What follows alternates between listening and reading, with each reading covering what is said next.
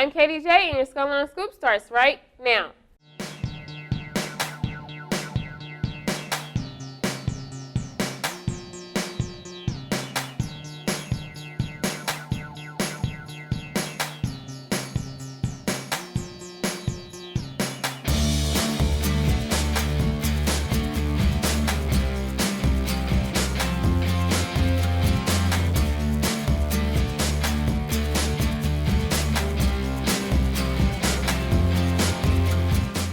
Good morning, Raiders. We're going to get straight to the announcements. If you are interested in joining the Art Club or National Art Honor Society, there's a meeting this Wednesday, which is tomorrow, in room G27 with Mrs. Crow at 4:30, or you can go to Mr. Nablusi in room G65. You do not have to be in an art class to be a part of the Art Club.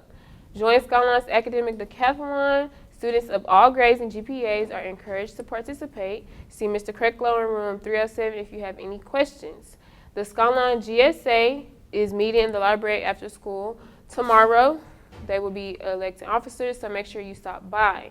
Would you like to know more about the Anime Club? Go by Thursday to Anime Club 101. You can meet this year's staff, get a calendar of events, sign up for membership, and learn about fundraising opportunities for ACON Anime Fest. Door prizes will be given. The information meeting will be held Thursday, September 26th in the library at 4:30. Now for Weather with Abe. Hi, I'm Abe and welcome to Weather with Abe. Today is Tuesday, September 24th. Today marks the first day of fall. The highest today will be 94 with a low of 75. Tomorrow, Wednesday, September 25th, the highest will be 96 with a low of 75. That's it for today, Raiders. Catch us tomorrow for more weather updates. Back to you, Katie. Here's today's lunch menu. Today's menu will be original and spicy chicken tenders and cheeseburgers. If those don't interest you, there will also be a turkey sandwich. For your sides, there will be smashed potatoes, pickles, broccoli, blueberries, and pear. To drink, there will be milk and juice. Have a nice lunch, Raiders. Let's take a look at the banned book of the day.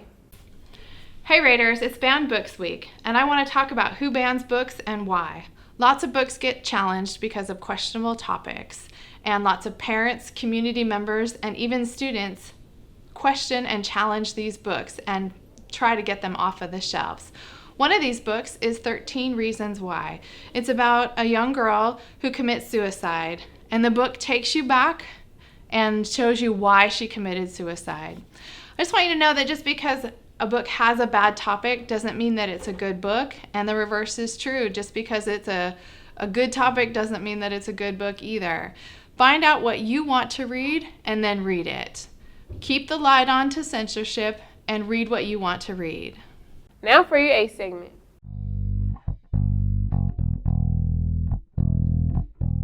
What's up guys, it's Josh and we're back again with another video. In today's video we're going to tackle a topic that not a lot of people talk about, which is surprising because I can tell you for sure it's something we all experience, and I know I did. Today we're going to be talking about stress in high school, specifically when it comes to grades, extracurriculars, and college applications. This is something that affected me a lot in high school, regardless of whether I told people about it or talked about it in public. I mean, it happened. Here's the simple answer: you can't avoid stress. It's going to be something that you experience from time to time, especially with the pressure that high school and college applications bring. Hopefully by the end of the video you'll have a little more insight into how stress affected me when I was in high school, and hopefully you'll have a couple tips to handle it on your own. But before we get into it, I want to talk about the sponsor of today's video, which is Crimson Education. If you've ever felt stressed about your grades in high school, your test scores, your college essays, Crimson is going to be able to help you out. If you've been watching my channel for a while, I guarantee you that you've been recommended at least one of their videos. These videos were created to help students make their dream of studying at a top-ranked college possible. Crimson Education's main goal is to connect students with a team of strategists, mentors, and tutors that will help them create a successful college application. Whether that be extracurricular and leadership project, college essay brainstorming and editing, or SAT prep and tutoring. The best part is that it actually works, as they've had over 330 offers to top 50 colleges since 2013.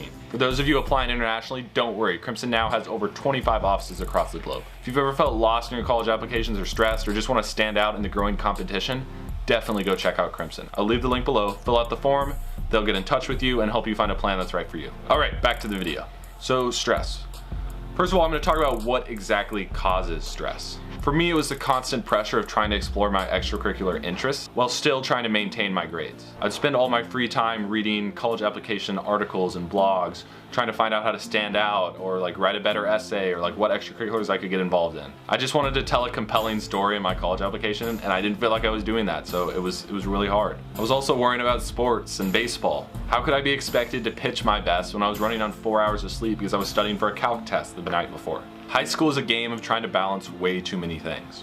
And anytime you make a mistake, it feels like the end of the world. There were days when I would wake up in the morning and feel like I couldn't get out of bed because I felt so overwhelmed. For example, here was a typical day in my high school life. I would wake up around 6 a.m., shower, get dressed, and then study for around an hour in the morning. Like, what was I doing? Then I would head to school around 8 a.m. If it was freshman or sophomore year, I'd be doing homework and studying on the bus. If it was during junior or senior year, I'd be driving my brother and his friends to school and putting up with their shenanigans. I would get to school, go through all my classes, take any tests or turn any assignments I had to, and then I would immediately head to baseball after school. If I had a game, I would get home around 11 or midnight. If I had practice, most of the time I'd be back by 7:30. As soon as I got home, I would immediately start grinding on any homework I had. Most nights I would go until like I just couldn't even hold my eyes open any longer.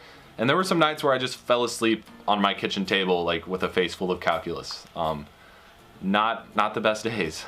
It's just not a healthy lifestyle. Like, I was not treating my body right. And it was all due to this unnecessary stress. For some reason, I thought the whole world revolved around me getting the perfect grades and the perfect test scores, when in reality, it felt like I was barely living. I know I often come off as this happy, perfect individual who doesn't have any problems at all, just because you're like witnessing my life through this camera lens. But in reality, I had a really rough time in high school. Like, when it came to academics and just like socially transferring schools, there's just a lot that caused stress for me. So I hope to share with you guys some tips that will help you get through the gauntlet that is high school and college applications, especially if you're looking at applying to top schools like Yale. My first tip is to take breaks. Specifically, take them early and often. Although you may want to keep grinding on whatever you're working on, a lot of times a quick break can provide a much needed mental rejuvenation and can make the rest of your study session a lot more productive and less stressful. I was a big fan of a pretty popular study technique you've probably heard of, the Pomodoro method. Basically, where you split your study session into like 30-minute blocks, where for 25 minutes you're studying and for 5 minutes you're taking a break. This thing works miracles and can drastically increase your endurance when it comes to studying, especially if you're trying to get through a long session. Actually, I was such a big fan of this method that for like a CS project my junior year, I coded my own Pomodoro like web application. So, you know, I'll leave the link below. You can check that out. It was pretty cool. The next tip I have deals with organization. If you're not organized, it's going to become very easy to get overwhelmed by assignments and projects. And soon you'll be super stressed. Organization is key. You should obviously keep all of your classes organized in a binder, notebook, folder, whatever you want to use, but it needs to be laid out in a way that you can easily access it, and it's not going to get crumpled or anything, because these are notes and assignments that you need to be studying off of. Also, try to use a planner or a calendar, even on your phone. I know my school, probably like most schools, always hand out those like agenda books at the beginning of the year, and they're like, hey, you got to use these, write down all your assignments, and like, I don't know, they used to like check them and like sign them off like during homeroom, whatever. But those things are actually really useful despite being forced to use them. I didn't really use a calendar or planner in high school, but I really wish I did. Now I keep my entire schedule in GCal, Google Calendar. One, it's easy to use and edit. But two, a lot of people ask for your GCal when they're scheduling meetings or events for my extracurricular activities around campus. Also, make sure you have an organized and clean workspace that you can come back to after a long day of school. This can make it a lot easier to study because you're in an environment that you know and an environment that you have control over. I always love plopping down in my like big comfy office chair after a long day of school and baseball, and having my favorite pencil and notebook exactly where I left it the night before. My last tip when it comes to fighting stress in high school is maintaining good physical condition. Mainly this means exercise and sleep. It's very hard to get 9 hours of sleep each night. Most nights I ended up with 7 or 8, but I wasn't as productive as I could have been. But man, a 3 or 4 hour night will absolutely destroy you. You can't be falling asleep in class. You might as well not even be there. The key to getting enough sleep is making sure that you prioritize it in your schedule. Set a bedtime and stick to it. If you still have work to do, you obviously didn't manage your time well enough during the day. Also, exercise can drastically improve your mental health and also your ability to endure long study sessions.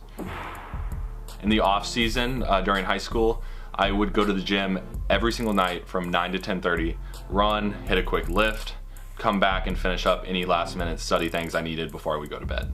Not only will this get you in better physical shape, it's a great stress reliever and really stimulates the body. My biggest tip though is to just take a step back every once in a while. Relax and take a deep breath. High school and the college application process is rough, but that one late calc assignment or that one B on a history test is not going to ruin your college application. Just realize that you don't have to be perfect. I wasn't. Colleges would much rather see a thriving, mentally healthy student that's passionate and loves what they're doing than somebody that looks like a zombie but has a 4.0. This is my biggest piece of advice for you guys. Just keep yourself healthy, okay? That's all we have for today, Raiders. Be sure to catch up on all things Skyline by following us at Skyline Broadcasting. And to make sure you never miss an episode of your Skyline Scoop, sign up to receive more broadcasts by texting SKYN to 81010. Catch us every day at SkyNetBroadcasting.org. I'm Katie J. From here with everybody at Skynet Broadcasting. Thanks for watching, and we'll catch you next time. It's such a nice day.